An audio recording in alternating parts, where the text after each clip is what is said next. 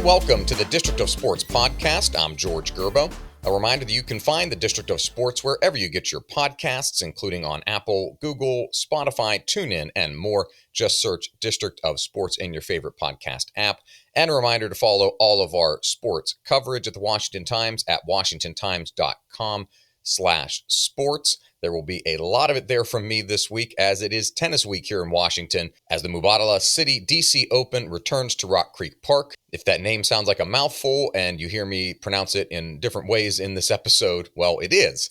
It's the byproduct, though, of DC's tournament combining with the former Mubadala Silicon Valley Women's Tournament. What that means is Washington is now the only combined 500-level event in the world for men's and women's tennis. The tournament is bigger than ever, and we tackle it from multiple angles on this edition of District of Sports. Tournament director Mark Ein will join me first to talk about how he's grown this event after taking it over just a few years ago in 2019, his future plans for the event, some of the limitations of the current site in Rock Creek Park, and future growth and how that kind of bumps up against what he's able to do at the site, and also what fans can expect this week if you're headed to Fitzgerald Tennis Center. And for a look at what the players might experience this week, I talked to tournament physician Dr. George Branche, a local orthopedic surgeon who's now in his 32nd year providing medical support to the tournament. We talk about the physical training and conditioning that goes into preparing for playing tennis in DC's notorious summer heat, and just what goes on inside a player timeout when you see a player call a trainer over for medical attention during their match. We get into some of the details about what players experience when they come to Washington after coming from playing usually over in Europe, where it's not as warm. Let's kick it off first with Mubadala Citi DC Open Tournament Director Mark Ein. To start, the name change says a lot. Why was it important to have a combined 500 level and elevate that women's event to a 500 level like the men's? Yeah, I mean, when we took over the event in 2019, one of my top goals was to try to have an equal level men's and women's event. You know, I think one of the things that makes tennis so special is you get both genders playing on the same playing surface. Really the only sport where that happens, but it always felt odd that the events were different level, which meant different scheduling, different prize money, and the only way to fix that was to make this happen. So we've been working on it for a long time. Conversation started really accelerating in the fall, and we were thrilled that we were able to do it.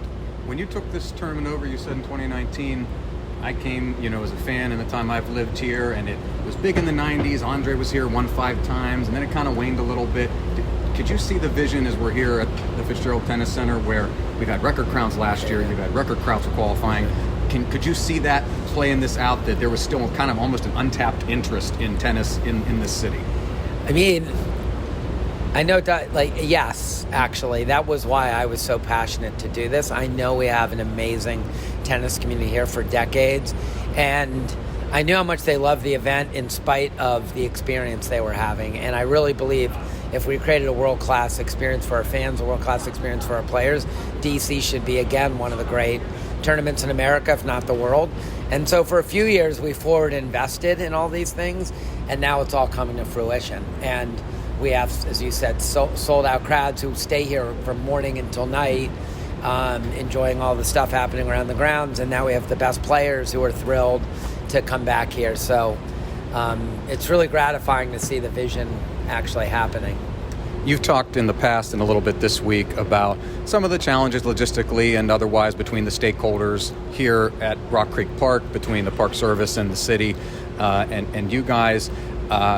Things in terms of moving forward in the near future, how important is it to kind of continue Arthur Ashe and Donald Dell's vision about tennis tournament in a public park while also kind of addressing the realities of the site? Yeah, I mean, look, I really deeply believe at the core of the spirit of this tournament is that founding spirit from Donald and John Harris and Arthur of putting in a public park. I really believe it makes this tournament what it is. That said, we're pushing up against constraints at this point that just need to get addressed, or else it's not long-term sustainable. And so, option 1, 2, and 3 is finding a way to make it all work here. And so let's hope that happens. If it doesn't, at some point you have to think about alternatives, but let's hope it never comes to that. And I liked what you said a little bit earlier about, if you make some improvements, it becomes an asset for the whole city. Kind of the golf course is right up the street that people can use. People in the neighborhood can come and use it, and it can kind of be a tennis center for the whole city and region in that way. Well, that's the thing. If you actually fix this up a bit, it'd be an asset 12 months of the year, not just for 1 week. And a lot of the things you would do would be great for you to have a host of other events, but you could also the community could use it in a way that they don't currently because of the state of it. So we're always looking for the win-win. I really believe it's there, and hopefully it'll happen. With the new event and the expanded women's field, what are some of the changes, whether it's food or I saw a new grandstand over on Harris Court. I saw some sunscreen dispensers out there, which I think are pretty cool. Other changes that fans and patrons can see here this week on the grounds. Yeah, so the grandstand, the baseline seating behind Harris is new, which is great. That's to give our fans a chance to see some of the great action with this higher level women's event. Some of the matches over there were going to be like stadium matches at a Grand Slam, so we want to have more seating. It also makes it look better on global TV in a court that's now going to have that level match. So that's great. And then we always are elevating the food and beverage experience, which is why people come and stay so long. So we actually have 4 Michelin star chefs, and beyond that, probably a dozen of the best food, restaurants and chefs in DC coming here, and so that's really great. And then there's a bunch of other new venues. There's a terrace overlooking the other courts, a tequila lounge. We're always trying to find a way to curate an amazing experience. And finally, for me, you've known Francis Tiafoe for a long time, of course. Grew up in Hyattsville, played at JTCC. Everybody here locally knows his story. He has said this is the best he's felt coming into this year. That match against Nick Kyrgios, 3 sets here last year, almost kind of spurred him into these past 12 months where he's won 2 titles and his U.S. Open run last year. Just your thoughts on the way he's playing and his performance in this past year. Yeah, I mean, look, he's so dedicated now, and that's leading to consistent results. I mean, the difference between being 30 in the world and 10 in the world isn't that at 30 in the world, you can have a good run a couple weeks of the year. To be 10 in the world, you need to be winning matches virtually every week and making a lot of deep runs. That's what he's doing. And that happens because of just total commitment, which is where he's at. And then coming here, this tournament means so much to him. He has a lot of distractions, which we're all trying to help him avoid, but he's just in such high demand when he's home. People here love him, but I know he's ready. He was out here late last night practicing when no one was here, and nothing would be, I know we're not supposed to have favorites, but nothing would be better for our community than see Francis winning this tournament this year. Awesome. Mark, I appreciate the time. Thank you so much. Thanks for having me. Dr. Branche, I am always surprised at the amount of people who show up at the Mubadala Citi DC Open and are either taken aback or surprised by the heat in DC. And I get that it's kind of there, the Atlanta event is before Washington. Washington's a little bit of the bigger event. And coming from where they just played on the grass court swing in Europe and in England, where it's much cooler and wetter and rainier, it's a baptism by fire, literally and figuratively, into our American summers, where these players will go to, Toronto or Montreal, and they'll go to Cincinnati, and then eventually to New York for the U.S. Open. Is that? I remember Simona Halep very specifically last year complaining about in one of her press conferences, and I think she eventually retired from the tournament due to fatigue last year. Is that the most common thing that you end up hearing about or seeing, or things related to heat and dealing with that when you're Yes. waiting? Well, what you just very clearly stated, I wish all the players would realize that, because very, very often this is the first tournament coming over from Europe, and I don't care how well conditioned an athlete you are, that's a big environmental shift. And we used to keep statistics going back many years, and it was always between this tournament, the Australian Open, and occasionally the U.S. Open, as being the 3 tournaments with the highest heat indexes in the world. So you're right; it is a big adjustment for a lot of the players. Yeah, and the other American events are earlier in the year in Indian Wells and Miami, Houston. You play those, during our springtime, so you get can still be hot in those places, obviously, but a little bit not nearly as hot as August is here in the district. The most common injuries that you see from players, obviously, if I had to play a game on the street and ask people, they'd probably say tennis elbow, which obviously has the name bearing with it. But in other forms that you've seen over your time, over your 32 years with the tournament, most common injuries or the most frequent things that come up that are bugging players? Well, one thing that's interesting, because tennis is a year-round sport, every player that's going to be coming here has some issues that they're battling, you know, and I would say the back, lower back, and shoulders are the two most common problems that we see. We really do not see a lot of acute injuries.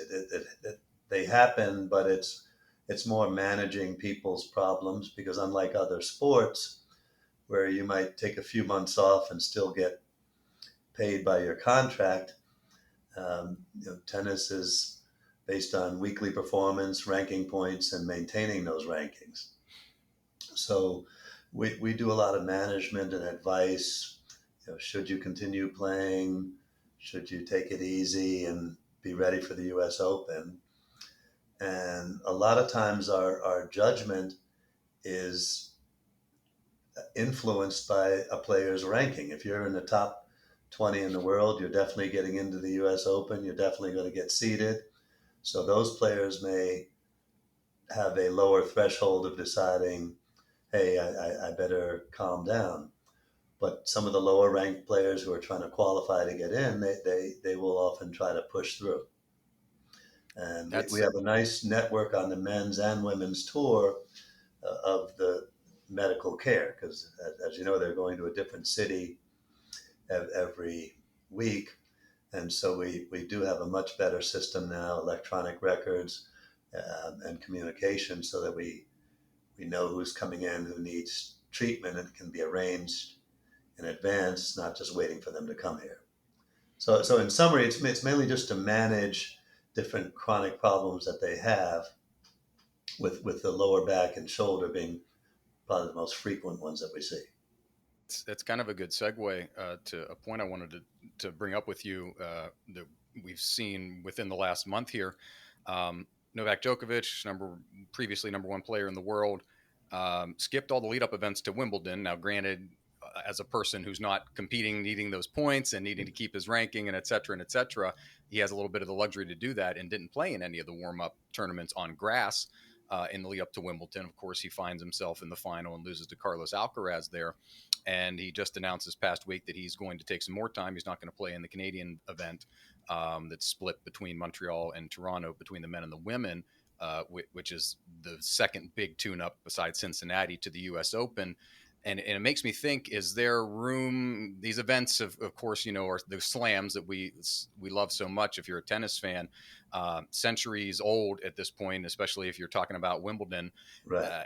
And they're very reluctant to be, flexible on when they play these. But that turnaround from the clay court season into the grass court season is nary a month.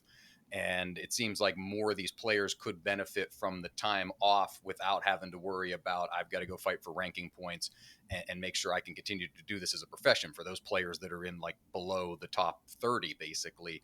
Is that something that could be a way to prevent injuries in the future if we just balance and budget a little more time with some of these events in between the slams? It's medically speaking, that would be great. Um, Obviously, there's millions of dollars of sponsorship money and television money, and so sometimes getting the two to meet in the middle can be a little bit difficult, because they're requirements.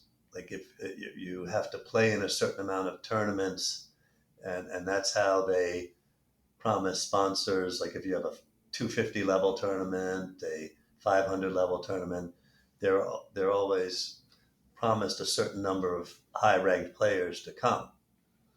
And we're fortunate here in Washington, it being such an international city, that the players from overseas love coming here, because no matter what country you're from, there's always representation, and if you go out to the matches, there's always fans from different countries rooting on the players. So they appreciate it and like it. And kind of to that same point about how the calendar is and going back and forth. I think tennis players, athletes are maybe underappreciated sometimes based on the variety of things they have to adapt to, and namely the surfaces. Basketball players play, some hard courts are squeakier or softer than others, but a hard court's a hard court. Hockey Right. ice can be a little bit different, but it's still ice. It's not like playing hockey on grass. And you're playing, and even the hard courts. The Australian hard court is different from the American hard courts. The clay is in certain places in Spain and others is different than the clay at Roland Garros, and so on and so on. Is any one of those, like, in thinking about, after just watching, we're just off of Wimbledon and just watching that, the way those players slide and how some of them are unprepared for it. Serena Williams a few years ago injured herself on a slide. Venus Williams had one in this past Wimbledon as well. And I wonder, is grass the worst surface for that, for having to deal with unexpected, your body is going somewhere you don't expect it to go because of the surface you're playing on? Yeah. Well, particularly with the style of play now, if you go back a few decades, a grass court point was bang, bang, bang, it's over. Serve and Serve and volley, volley. maybe hit Yeah. a winner. But now with the movement skill of the players, the equipment that they have, and the power with the game, you're right that there's more movement, and with more movement, there's more susceptibility to injury. I mean, if you saw the finals, you saw how many falls that both players took, and so there are more well-rounded players now. Years ago, there were players that didn't go play in Australia, or they didn't go play in the clay court season, or they only played the clay court season. But now with the financial incentive, there's more players playing all of the surfaces now. Two more quick ones for you here, and I'm curious if you can take us in without divulging any confidences, kind of inside that on court medical timeout space. If as you watch tennis, you see a player and they call for attention, and it's usually 3 minutes is kind of that time, unless there's an extended time. And for many people, it may seem like 3 minutes can't what are you going to do for if my leg is cramping so terribly? But is yeah, just kind of the dynamic of what goes on between doctor and player in that moment. Is it sometimes some players just need a break, or some, hey, I'm, if I feel overheated, I need fluids, I need just a respite for a moment? Or sometimes is it, hey, you see people with big, either kinesiology tape or leg wraps on, do they need a rewrap? The type of things that go on there that fans may not get a chance to understand what's fully going on during a medical timeout. Okay. Well, the first thing you mentioned was the heat. I mean, that's a common reason we're called out. Uh, Technically, that's not considered an injury, but if you have a cramp or a pulled muscle, there's a fine line with that. But we have to make an assessment. And the thing that the public needs to realize, these players want to play. It's a rare player that has just had enough, and usually they've got other medical problems going on. So part of our judgment is to listen to how they're feeling, because over 3 minutes you can't do any heroic medical treatment. Um, the second part of it is a very high percentage of the court calls we get are from known problems. We're treating somebody who's had a hamstring pull, and we know about it, and we're assessing how's the tape job. Can you play? And one of the things that's very helpful, both the men's and women's tours have physiotherapists that travel with the tour, so they know all of the players. We're just seeing them here for the week. Mm-hmm. Now, again, one of the joys I have from having done it so long is I I know a lot of the players, and even some of the coaches and announcers were players back Yeah. when I started. So that familiarity to be able to share something quick and get a quick response is very important. Final question for me: the biggest thing that players can do to have themselves in the the proper place and the best condition they can, given the elements and everything like that, to play this week in Washington. Whether it's hydration, whether it's fluid, getting enough salt, stretching. Is there one kind of overarching thing that would be the best preventative measure or best measure that players can do to help themselves?